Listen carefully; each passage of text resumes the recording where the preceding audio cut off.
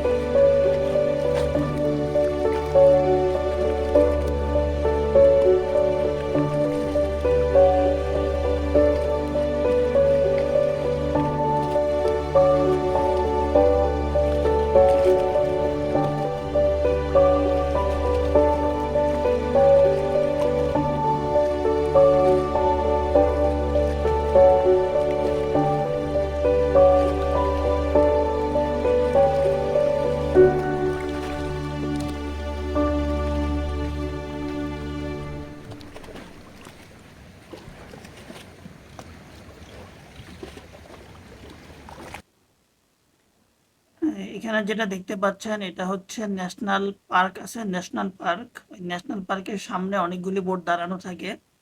ওই ন্যাশনাল পার্কে যদি আপনারা প্রবেশ করতে চান, তাহলে এখানে বোটের ফি থেকে আরো 400 বাত এক্সট্রা ফি আপনাকে পে করতে হবে। তো আমি ওই এক্সট্রা ফিটা খরচ করতে চাইনি, যার কারণে এখানে আধা ঘন্টা 1 ঘন্টা ওরা বললো বোটে থাকা যাবে।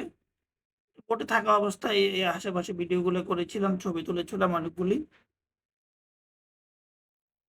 আপনার ইচ্ছা, আপনি চাইলে ন্যাশনাল পার্কে যেতেও পারেন, বা বোটে বসে টাইম স্পেন্ড করতে পারেন। চলুন দেখি এখানে কি কি অ্যাক্টিভিটিস করেছি বসে বসে। আমার সাথে আরো দু তিনজন ছিল। তো ওরাও সাঁতরিয়ে পাড়ে উঠে গেছে। আমি অবশ্য বোটে বসে বসে এগুলি ভিডিওগুলো করলাম।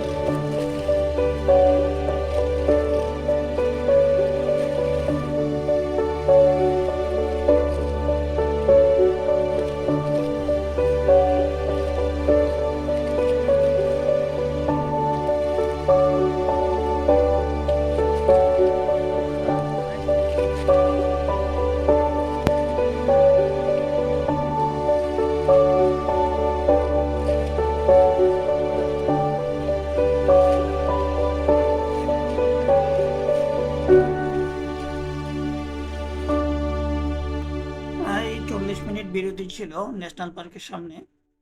ওইখান থেকে আমরা আবার কিছু দূর, মানে এখন হচ্ছে লাস্ট পয়েন্ট, সেটাকে বলা হচ্ছে মানকি বিচ। তো মানকি বিচ যদি আমাদের জন্য কিছু না, তবে অনেকের কাছে দেখলাম খুব এক্সাইটেড তারা এটার জন্য। এখানে নামই নেই মানকি বিচে।